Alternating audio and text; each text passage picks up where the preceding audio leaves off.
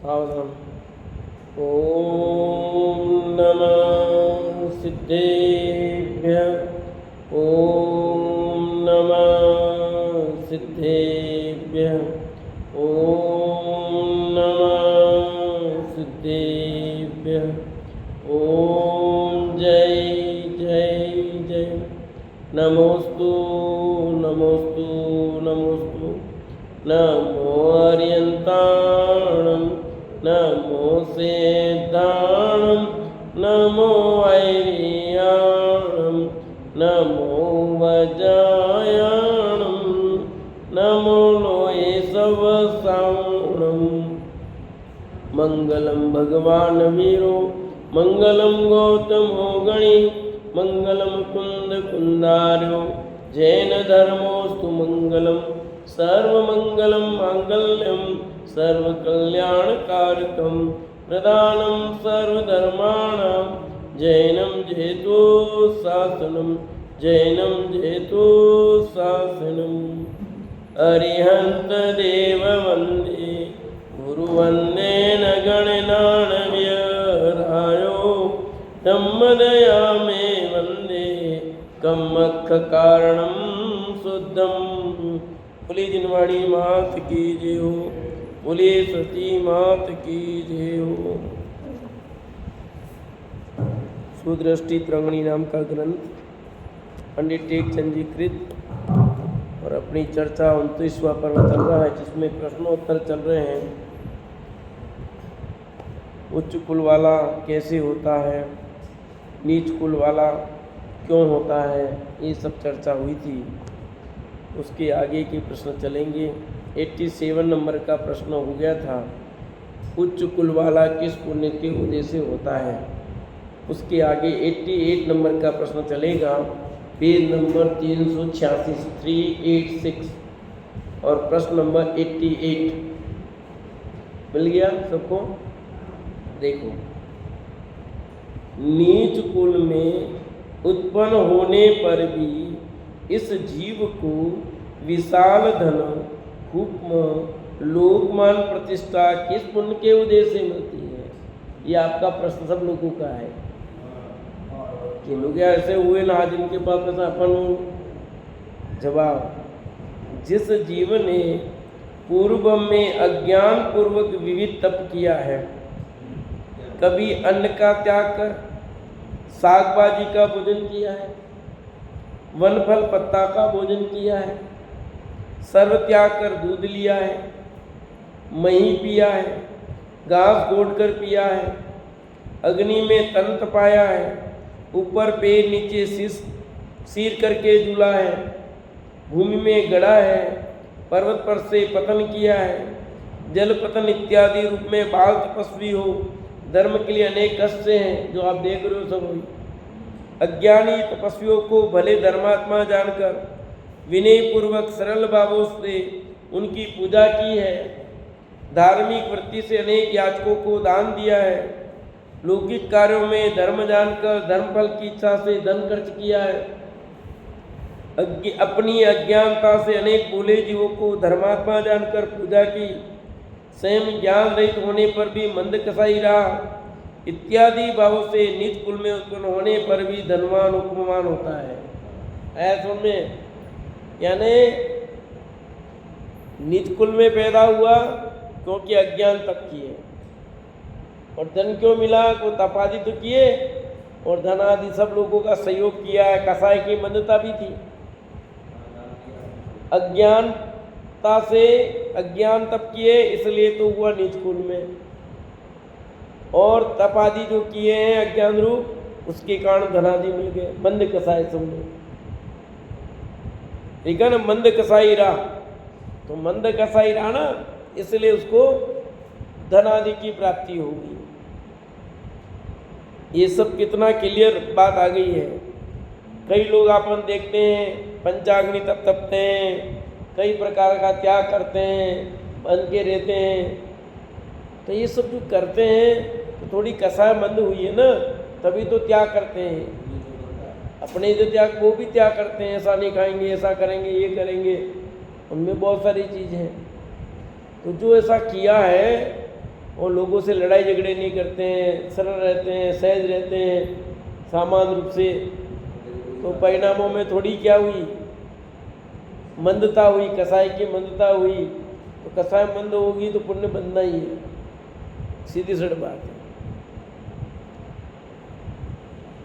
मिथ्यात्व का जबरदस्त जोर होने से उच्च कुल में उत्पन्न नहीं हुआ, पर कसाई की जो मंदता रही है उसके कारण पुण्य बंधा है, तो धनादि मिल जाती है उसको, रात द्वितीय आदि मिल जाती है। आज देख लो कितनी मान प्रतिष्ठा मिल गई, कहाँ कहाँ पद पर पहुँच गए हैं और कैसे नेतागिरी कर रहे हैं। त्रेंच आयु का बंद हो जाने के बाद यदि ऐसे भाव होते हैं तो शुभ भावों के फल में किसी राजा के यहाँ हाथी घोड़ा आदि पशु होता है। त्रेंच आयु का बंद हो गया तो यदि ऐसे भाव होते हैं तो शुभ भावों के फल से किसी राजा के यहाँ हाथी घोड़ा आदि पशु होगा। उसके बल पर अनेक जीव पलते हैं, भले वस्त्राभूषण भले भोजन का भोक्ता होकर आयु परंत सुखी रहता है।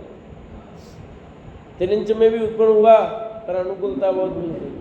कुत्ते देख लो, कार में घूम रहे हैं, सेवा हो रही है बहुत बढ़िया। अब किसके कारण हो रही है, क्या कमा रहे हैं? इसलिए दादा ने लिखा ना उसमें कि हमको तो श्रम करने से ही आज सुविधा मिलती है। ऐसी बंगले ये तो कुत्तों को भी मिल जाते हैं, पर इनको तो सहज मिल जाते हैं और तुमको श्रम करने से मिलते हैं।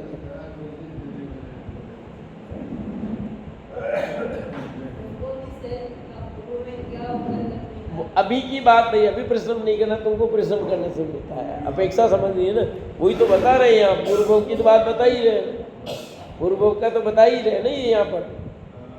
पहले मनुष्य आयु का बंद किया होने पर, नीच कुल में उत्पन्न होने पर भी धन उपमधारक होता है। पहले देवायु का बंद किया होने पर भवंतरिक में अल्प वृद्धिधारक होने हीन देव होता है, इत्यादि भावों से ऐसा होता है। बस तो ये सब होंगे और पंचम काल में तो होना ही है। नीच कुल वाले राज करेंगे, उच्च कुल वाले, उच्च कुल वाले भ्रष्ट होते जा रहे हैं, नीच कुल वाले आचरण अच्छा कर रहे हैं तो उनका उच्चपना हो रहा है। आज आया ना अखबार में ओम प्रकाश जैन करके एक 4 जनों को लेके जा रहा था, सवीना 4 लड़कियों को नौकरी, बड़ी नौकरी देंगे ऐसे करके बुलाया और देह व्यापार करा रहा उनसे। अखबार में आया, पकड़ा गया तो आज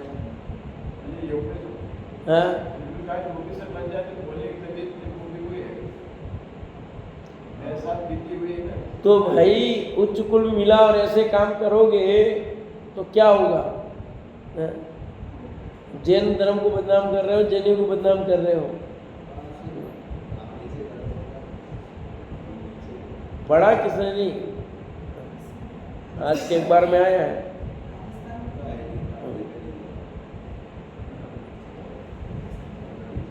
तो ये भाई हमें उच्च कुल मिला, नीच कुल के काम मत करो। नीच कुल के काम करोगे तो फिर क्या गति खराब होगी आगामी। और सब कारण लिखे उच्च कुल में उत्पन्न हुआ, देखो आ रहा नीचे, हे गुरु उच्च कुल में उत्पन्न होकर भी ये जीव दीन दशा का धारक धन रहित किस पाप के फल से होता है? लो आ गया, उच्च कुल मिला फिर भी धन रहित हो गया, क्यों हुआ? जिस जीव ने पूर्व में सुभाव से उच्च गोत्र का बंद करने के बाद विपरीत कसाय रूप भाव हो जाने के कारण मान के वशीभूत हो, मोह के जोर से मंदोन्मत्त हो, अन्य जीवों का मान खंडित कर हर्ष पाया है।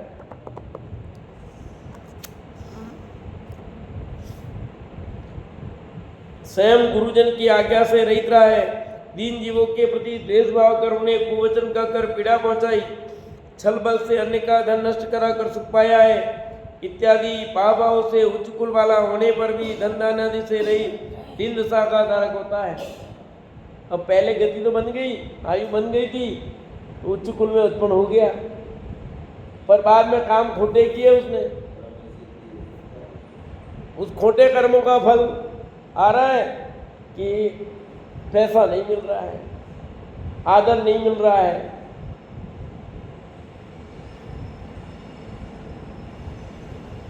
सम्मान नहीं मिल रहा है, दीन दशा का धारक हो गया है। क्यों? कि वो तो आयु पहले बन गई थी तो उच्च गोत्र का बन हो गया था तो उत्पन्न हो गए तुम आयु के साथ, परंतु कारनामे खोटे किए तुमने, मोह के जोर से मंदोन्मत्त हो अन्य जीवों का मान खंडित किया और फिर हर्षित हुए, गुरुजनों की आज्ञा नहीं मानी, अनादर किया, दीन जीवों के प्रति द्वेष भाव किया, कुवचन कह करके उनको पीड़ा पहुंचाई। अब क्या होगा? अब तुम्हारा होगा। करनी का फल तो मिलेगा ही मिलेगा, कहीं छूटने वाला नहीं है भैया। वचनों पर बहुत कंट्रोल रखो, मन पर भी कंट्रोल रखो और काय से भी कंट्रोल रखो।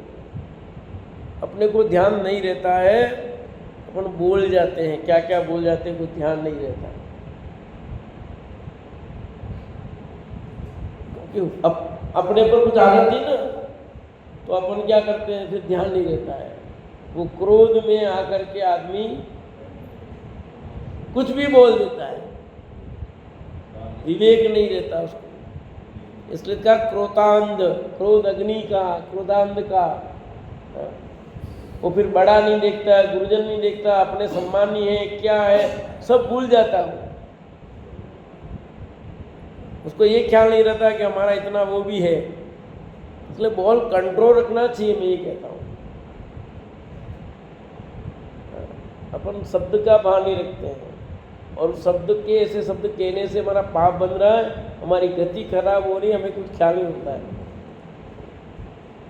कई शब्द ऐसे बोल देते हैं कि जिससे हमें मांस खाने का दोष लग जाता है, मांस भक्षण का दोष लग जाता है, या अपन उसको मांस खाने जैसी बात कर रहे हैं, ऐसे शब्द हो जाते हैं। ध्यान नहीं रहता अपने को बोलते हैं। तो ये सब चीज़ें यहाँ समझाई जा रही है भाई कि हमने स्वयं गुरुजन की आज्ञा से रहित रहा, दीन जीवों के प्रति द्वेष भाव किया, कुवचन कह करके पीड़ा पहुँचाई है, तो उच्च कुल में उत्पन्न होकर के भी दीनी हो जाओगे, गरीब हो जाओगे। है कि नहीं? ऐसे उच्च कुल में होकर के भी गरीब है, दीनी ने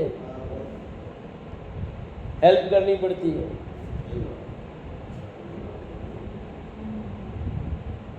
तो बहुत ये प्रश्न यार उच्च कुल में हुआ फिर ऐसा क्यों हुआ है?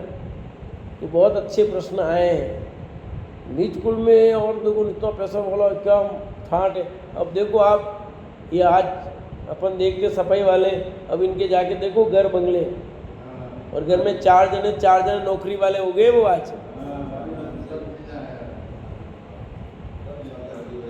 और बिल्कुल लगते नहीं कहीं से वो।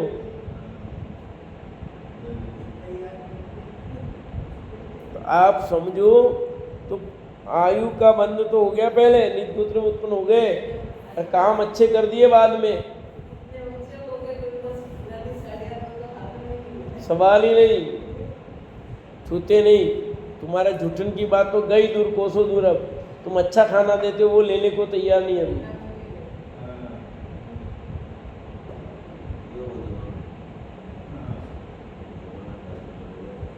हे गुरुजी, 90 नंबर का प्रश्न। हे गुरुजी, किस कर्म से जीव अनेक देशांतरों में भ्रमण कर आजीविका पूर्ण कर पाता है? अब पेट नहीं भरता है एक जगह, अनेक जगह घूमना पड़ता है तब भरे। ऐसा क्यों?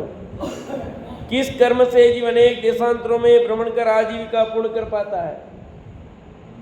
समाधान, जिस जीव ने पूर्व में अनेक स्थानों पर घूम घूम कर दीनों को दान दिया है, दान के धाम अन्य ग्राम में बताकर दीन को भटका कर दान दिया है, दीनों से विविध सेवा शुश्रूषा कराकर बहुत दिनों तक भटकाने के बाद दया कर दान दिया है, अनेक ग्राम देश में भटकाकर सेवा शुश्रूषा कराने के बाद धर्म जानकर दान दिया है, काशिदों को अनेक प्रकार देशों में भ्रमण कराने के बाद भी उनकी मजदूरी नहीं दी अथवा कम करके दी है, अन्य को धर्म के नाम पर ग्राम धन वस्त्र देकर उनसे अनेक प्रकार की सेवा कराकर उन्हें अनेक देश नगरों में कासिदों के समान भ्रमण करा करके उन्हें खेद कष्ट कराया है। यानी देश देशांतर में घूमे तब पेट भरे, घूमना पड़े इधर उधर जाकर के। ऐसा कारण बताया देखो कि पूरे अनेक स्थानों पर घूम घूम करके दिनों को दान दिया तुमने, दान में धाम अन्य ग्रह में बताकर दिन को भटका कर दान दिया तुमने उनको, ऐसी तकलीफ दे करके, और गरीबों से सेवा सुसरा करा के बहुत दिनों को भटकाया, फिर दया कर दान दिया तुमने, तो उसके फल में ये सब होना है। अनेक ग्राम देश में भटका करके आपने ऐसा काम किया, मजदूरी नहीं दी, कम करके दी मजदूरी, अन्य को धर्म के नाम पर ग्राम धन वस्त्र देकर उनसे अनेक प्रकार की सेवा करा करके अनेक देश नगरों में उसको घुमा करके फिर खेत करा करके आपने पैसा दिया, तो आपके साथ ऐसा होगा। धर्मात्मा पुरुषों को अपने अधीन रखकर अनेक देश ग्रामों में उन्हें अपने साथ भ्रमण कराकर भी उनकी अस्थिरता को आजीविका बताया है। देखो धर्मात्मा पुरुषों के साथ भी ऐसा व्यवहार किया हो। अपने को लगता है ऐसा करता कोई, अरे देखो गजब गजब हो रहा है। आज ही अखबार में था कि कमरे में बंद करके कैसे उनको रखा, कैसे फिर उनको, मैं पढ़ा था, मेरे को सुदृष्टि तरंगिणी याद की थी। अब भी होता है कि हाँ लोग कैसे मजदूरों से पैक करके काम फिर मारते हैं पीटते हैं, काम कराते हैं, कैसे करते हैं। आज भी ऐसा हो रहा है, इतना बोलो। उसको छुड़ा के लाए फिर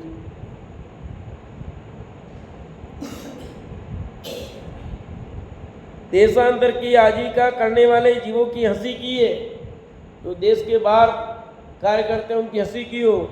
स्वयं मान के वश एक स्थान पर रहकर धन उत्पन्न करने वाले अन्य को मत्सर भाव से चिढ़ाया है, जो एक ही रेज देकर आजीविका करते हैं उनको चिढ़ाया हो, ईर्षा भाव किया हो, इत्यादि अशुभ भावों से सहित भवांतर में मनुष्य होने पर देशांतर भ्रमण कर आजीविका पूर्ण करने वाला होता है। एक जगह रह करके पेट नहीं भरे, अनेक जगह घूमो फिरो तब पेट भरे। क्यों? कि तुमने ऐसे कारनामे किए।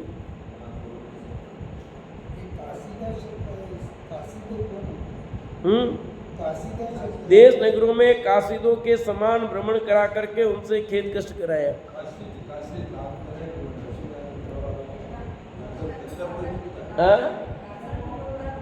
काम करने वाले लोग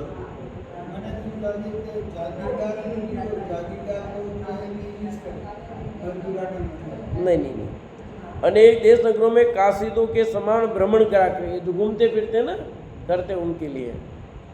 धर्मात्मा पुरुषों के साथ भी व्यवहार अच्छा नहीं किया।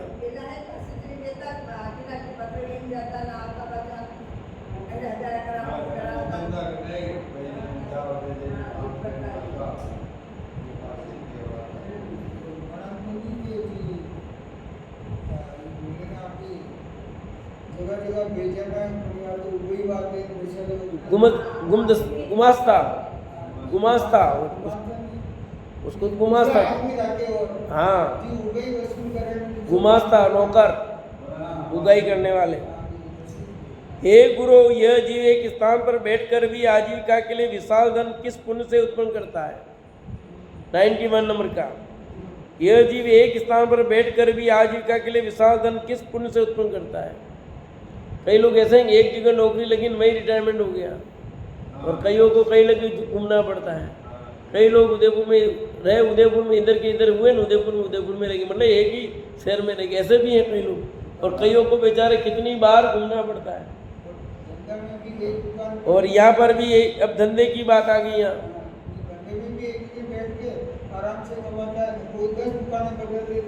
तब भी पेट नहीं भरता, सब हेतु दिए ना।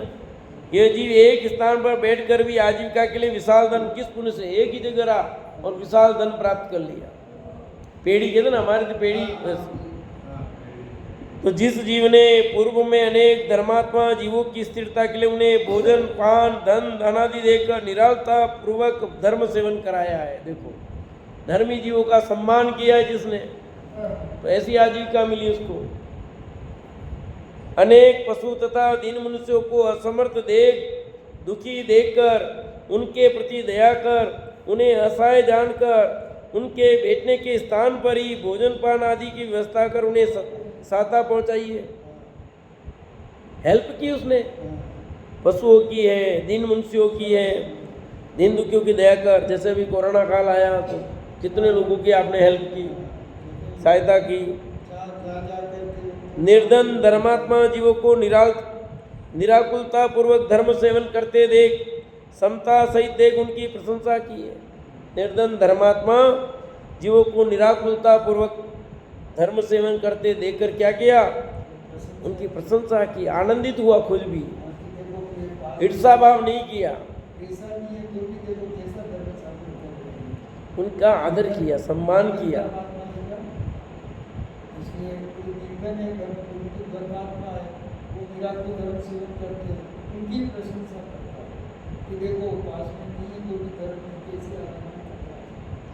अन्य को सुख से धन उत्पन्न करते देखकर प्रसन्न हुआ।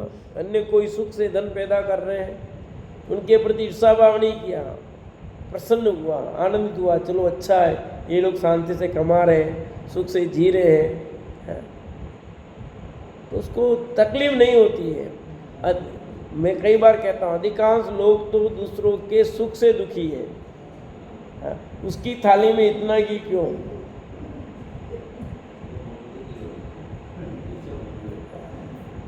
ऐसे ही है, अपने को मिल रहा है तो बड़ी तो वो नहीं, दूसरों को ऐसा क्यों, अपने काम नहीं करना। ऐसे बिना मतलब के दुखी हैं कई लोग।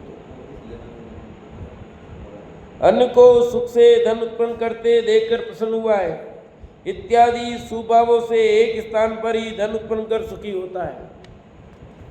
देखो सब हेतु दिए और सब प्रमाणिक हैं, ऐसा नहीं कि गपोड़े मारे हों। सोचोगे बारीकी में तो आएगा। अब व्याख्या क्या करें इनकी, वो सब शरीर का इतना सरलता से समझा रखा है, बहुत सरलता से समझा ही रखा है, सब समझ में आए ऐसा ही है। 99 नंबर का प्रश्न, 92 नंबर। हे गुरु, यह जीव किस पाप से छल कपट पूर्वक आजीविका उत्पन्न करने वाला होता है, बोलो। अब उसका पेट तभी बढ़ता है। कई कहते ना, मैं यार सीधा सीधा न्याय से करता नहीं, मैं बेईमानी करता तभी होता है मेरा। यह जीव किस पाप से छल कपट पूर्वक आजीविका उत्पन्न करने वाला होता है। छल कपट करेगा फिर ही उसका काम चलेगा। कई कहते हैं हमसे कि देखो मैं न्याय नीति से करता हूँ तो मेरा गड़बड़ हो जाता है, वरना 2 नंबर में करता हूँ मेरे कुछ भी नहीं होता है। जैसे कई लोग कहते हैं मैं गाड़ी फास्ट चलाता कुछ नहीं होता, धीरे चलाता तो मेरा एक्सीडेंट हो जाता है। ऐसे भी लोग हैं कि नहीं। समाधान, जिसने पूर्व में दान में कपटता की है, दीन जीवों को कपट पूर्वक दान दिया है, मुनि आदि गुरुजनों को भक्ति भाव रहित दान दिया है, दुखित भूखित को दया रहित दान दिया है, किया सब काम, पर किया कैसे। दान में भी कपटता, दीन जीवों को दान दिया उसमें भी कपटता, गुरुजनों को भी किया तो भक्ति भाव रहित दान दिया, आगे मजबूरी कर लो, और दुखी थे भूखी थे उनको भी दान दिया पर दया रहित होकर के दिया।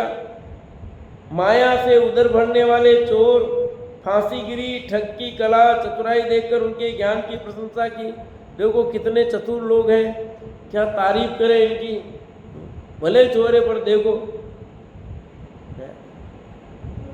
पर ये तारीफ करने लायक नहीं भैया। अन्य के धन को रखा हुआ जानता होने पर भी मुकर गया, दूसरों ने धरोहर रखी और बदल गया। वो कहानी पता है आपको, याद है, कांटे वाली तराजू की, और फिर उसका बेटा गायब कर दिया।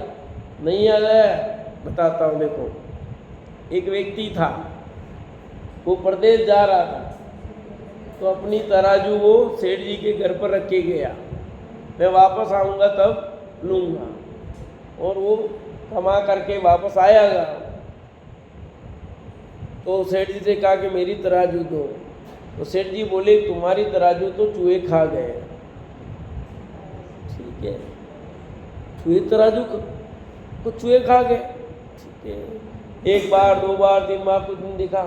फिर एक दिन को गुस्सा आया और उसके छोरे को लेकर के गायब कर दिया। उससे कहा कोई छोरा दे दे, छोरे को तो चूहा खा गया। तो रात दरबार में पहुंचे कि मेरे छोरे का अपहरण कर लिया इसने, और कहता चूहा खा गया। उसको भी बुलाया, दोनों हाजिर हुए। राजा के सामने कहा, राजा साहब लोहे की तराजू मेरी गिरवी रखी, उसको चूहा खा गया। तो इनका लड़का तो चमड़े का है, उसको को चूहे को क्यों नहीं खा सकते।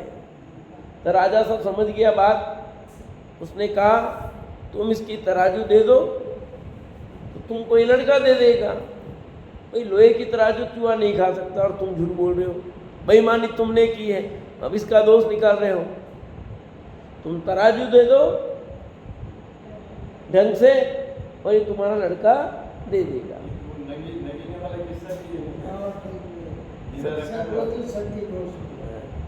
तो ऐसे है भैया, तो आप बेईमानी करोगे तो कुछ होगा ना। अन्य के धन को रखा हुआ जानता होने पर भी मुकर गया, पड़ा है नहीं है ही नहीं।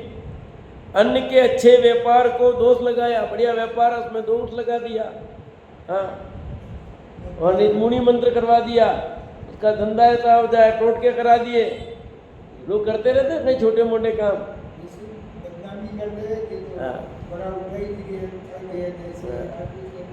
इत्यादि पाप भावों से कपट पूर्वक आजीविका करने वाला होता है। फिर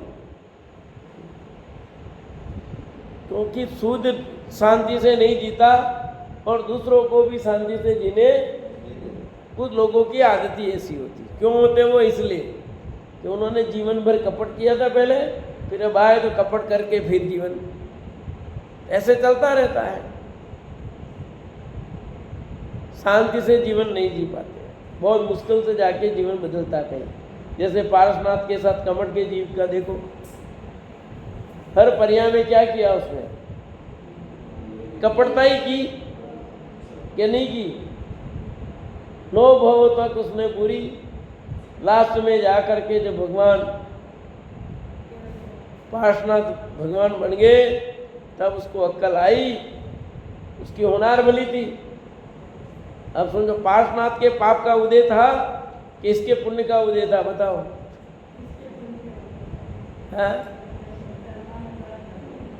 पार्श्वनाथ के पाप का उदय था कि नहीं था? पाप का उदय था कहने को है, पर सचमुच तो कमट के पुण्य का उदय आ गया ना पाप के साथ भी। भले उसने पाप किया था पहले, पर अब ऐसा पुण्य का उदय उसके भाव बदल गए, उनके चरणों में गिर गया और अपना काम भाव बदले ना। अब उसकी होनार भली अब आई, खोटे काम करने के बाद। खोटे काम करने से नहीं मिला फल, ध्यान रखना।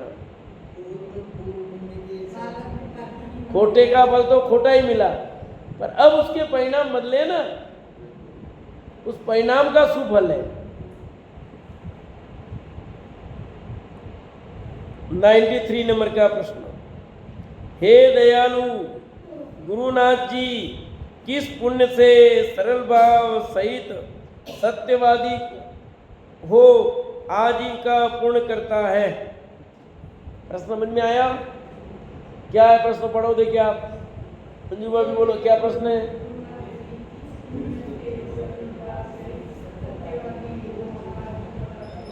कि किस पुण्य से सरल भाव सहित सत्यवादी हो आजीविका करता है, न्याय नीति से व्यापार करता, सरल भाव से व्यापार करता है, लोगों को बिल्कुल ठगता नहीं है। आगे ग्राहक तो ठीक, नहीं आए तो ठीक, बिल्कुल सरल भाव से। जिसने पूर्व में सरल भाव से धर्मानुरागवश धर्मात्मा जीवों को विनय पूर्वक भोजन पान देकर सहायता की है, कपट रहित दयापूर्वक भोजन पान देकर दीन जीवों की रक्षा की है। अन्य को निर्दोष आजीविका उत्पन्न करते देखकर उनकी प्रशंसा की है। पूर्व में सत्यवचन व सरल भाव सहित आजीविका नहीं मिलने पर अनेक भूख संकट सहते हुए भी कपटपूर्वक उदर पोषण नहीं किया है इत्यादि स्वभाव के कारण न्यायपूर्वक सरलता से आजीविका उत्पन्न होती है। सरलता से आजीविका कैसे उत्पन्न होती है? ऐसे होती है क्या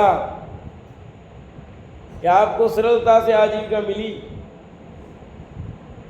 काम अच्छा करोगे तो होगा ना। पूर्व में अच्छे काम किए उसने, धर्मात्मा जीवों को विनयपूर्वक भोजन कराया, पान कराया, कपट रहित जीवन जिया, दयापूर्वक भोजन कराया, जीवों की रक्षा की, निर्दोष जीवन जिया। कार्य अच्छे करने का फल अच्छा आता है, सीधा सब नियम है। बुरे कार्य का फल बुरा है, अच्छे कार्य का फल अच्छा है। पर पंचम काल में तो ऐसा नहीं होता सर। क्यों? पंचम काल में तो गड़बड़ हो गया है कुछ। बुरा करो तो अच्छा होता है, अच्छा करो तो बुरा होता है। ऐसा ही है ना, लगता तो ऐसा ही है। अरे तुम्हें लगेगा क्योंकि तुम्हारे सही निर्णय नहीं करने आता। ऐसा भैया, पंचम काल हो कि कोई भी काल हो, बुरे कार्य का फल बुरा ही आता है, अच्छे कार्य का फल अच्छा आता है। यह पूर्वों की बात बताई सब में आपने कि वो नीच कुल में तो भी उसके पास बहुत क्यों है। कितने ठीक है, देखो उसके पास पैसा, जी मार रहा है, पैसा बहुत हो रहा है। अरे अभी तो मार रहा है जी, पर आगामी काल में इसका फल बुरा आएगा ना। पैसा तो है, वो अलग कारण से सब बता दिया। यहाँ पे नीच कुल में पैदा होकर के भी धन क्यों है? तो भाई आप उससे वो मत हो। बुरे कर्म का फल बुरा ही होता है, अकाट्य नियम है। अच्छे कर्म का फल अच्छा ही होता है, ऐसा अकाट्य नियम है, समझो। किसने अच्छा किया और उसका फल बुरा है, ऐसा होता ही नहीं है। तो देखा तो जा रहा है, देखा इसलिए जा रहा है कि उसने मायाचार किया है, छल कपट किया है, तो उसको उस रूप देखा जाएगा। आपने ये लिखा ना ऊपर, दान में कपटता की, तो फिर क्या होगा? जो कार्य किए कपट पूर्वक किए, तो इसलिए ऐसा होगा। फिर कपट करोगे फिर बुरा होगा। अच्छा करो, अच्छा फल होगा। पूर्व में फल वर्तमान में बुरा मिल रहा है तो जान लो मैंने बुरा किया, पर अब मैं बुरा नहीं करूँ। मैं किसी के प्रति खोटी भावना ना भाऊं, मैं सबके प्रति अच्छी भावना भाऊं। मेरे प्रति कोई बुरा करता उसके लिए भी अच्छा सोचूं मैं। बहुत मुश्किल काम है ये वैसे, है ये सरल काम नहीं है। किसी ने आपका बुरा किया हो और आप उसके लिए भी अच्छा सोचो, अच्छा करो, ये बहुत मुश्किल काम है। कवि ने लिखा है, जो तो को काटा बुए तोई बो तू फूल, तू तो फूल को फूल है वहाँ को है। मैं तो 2-3 की कबीर की खास चीज़ें उसको अपनाया हुआ हूँ, कोशिश करता हूँ चलने, क्योंकि वो सिद्धांत जैन धर्म की बात पर। और जा में जितनी बुद्धि होए तितनो क दिखाए, ताकोन बुरो मानिए और कहाँ सुलाए। अपन इसलिए बुरा नहीं मानते हैं। सुमन दीदी, अपने क्या को गाली दे जाए को खोटे शब्द कह के और बोल लेते वापस, है कि नहीं? क्यों? उसका फल उसको मिलेगा, अपने को मिलेगा क्या? इसलिए जामे जितनी बुद्धि होए तितनो कह दिखाए, ताको न बुरो मानी और कहाँ सुलाए। अपने ये सिद्धांत रखते हैं। और जो तो को काटा बुए कोई बुतू, क्यों जिया जी, सही है कि नहीं नियम? अपने नहीं लगता आपको तो? वो काटा वो है ना, अपन उसको फूल ऐसे कैसे हो जाएगा? उसने इतना काटा था, अपने इतना बड़ा काटा लगाना गया। गांधी जी का जमाना लोग यूं कहते हैं, एक चाटा मारा अपने, दो चाटे नहीं मेरे सामने उसको। अब ऐसा लोग कहते हैं, पर भैया बहुत सोचना है, विचार करो कि हमारे साथ बुरा कोई कर रहा है तो पूर्व कर्म के किए खराब फल का भुगतान कर रहा है। अब मैं उसके लिए बुरा नहीं सोचूं, उसके लिए बुरा न करूं, किसी के लिए न करूं। ऐसा परिणाम आना बहुत मुश्किल है। आ सकता है, आएगा नहीं ऐसा नहीं, आता ही है। और जिनको आता हो, किनको, जिनकी होनार भली हो, जिनका अच्छा होना हो, उनको ऐसा विचार आएगा। बाकी तो वही चलेंगे जैसे सारी दुनिया चलती है। सही कह रहा हूँ गलत कह रहा हूँ अमराज साहब? हैं आपने मुझे कह दिया, बस विकल्प आएगा नहीं, इनसे बात ही नहीं करनी, इनके घर जाना नहीं, इनके कुछ करना नहीं, क्या विकल्प आएंगे? ऐसे आएंगे। इसलिए कवि ने सज्जन और दुर्जन की परिभाषा में लिखा, सोना सज्जन साधु जन टूटी जुरे सो बार, दुर्जन कुंभ कुमार के एके धके दरार। कुछ समझ में आ रहा है तीनों छंदों का अर्थ कुछ विमल जी? कि सज्जन व्यक्ति तो सोने की तरह होता है, सोना 100 बार टूट जाएगा तो वापस जुट जाएगा। और दुर्जन कुमार के गड़े की तरह होता है, जो एक बार टूट जाए फिर जुटता नहीं है, वो तो ठीकरा ही होगा, पूरा मिट्टी में मिलेगा। हाँ, उन ठीकरों को जोड़ के बना सकते हो मटकी? वापस नहीं बन सकती। और सोने के टुकड़े टुकड़े हो जाएंगे तो सज्जन तो उस तरह है, सोने की तरह, और दुर्जन उस कुमार के गड़े की तरह है। अब आप किस में आते हो? सोचो कि आप किस तरह से व्यवहार करते हो, कैसे जुड़ते हो, क्या करते हो।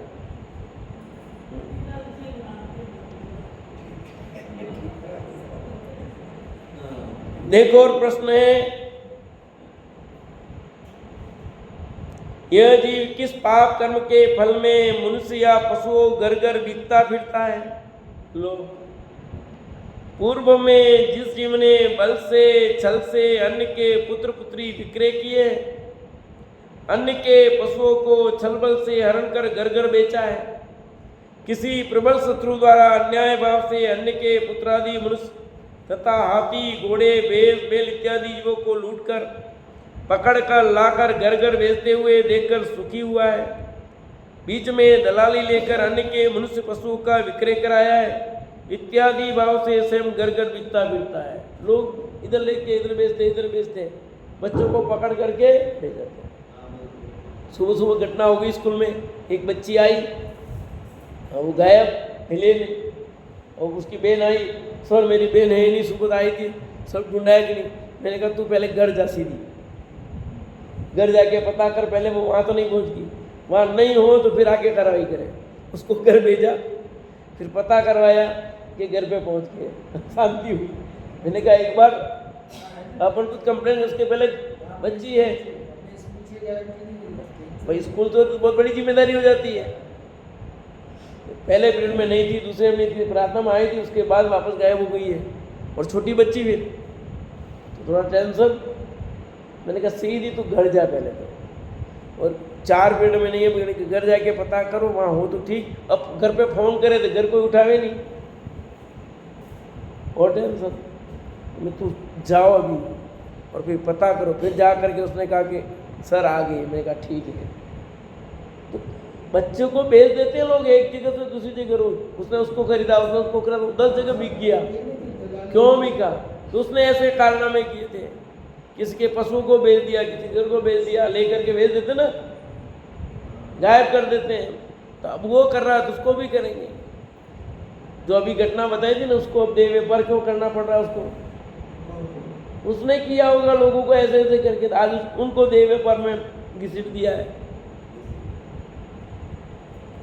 तो कर्म नहीं छोड़ते। कुल मिलाकर बात ये है, आपके कर्मों का फल अर्थात आपके परिणामों का फल आपको अवश्य ही मिलना है।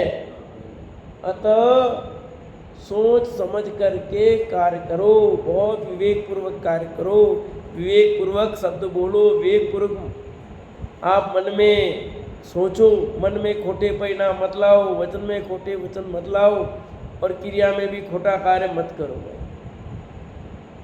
न्याय नीति का भोग भोगो, न्याय नीति से कार्य करो, कोई मना नहीं है।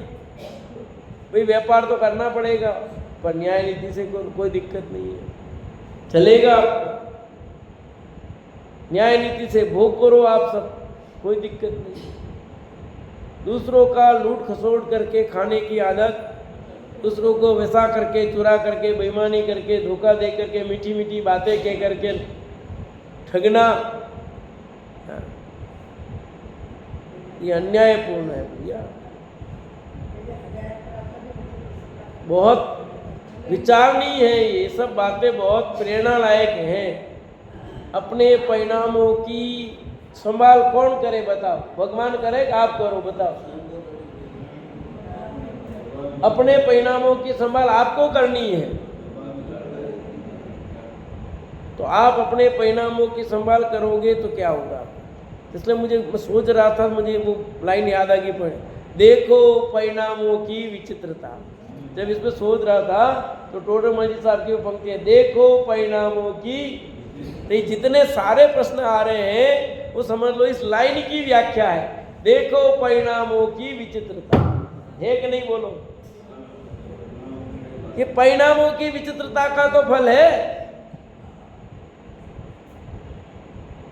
ये कैसे कैसे गजब परिणाम हो जाते हैं और क्या क्या हो जाता है, कैसे कैसे।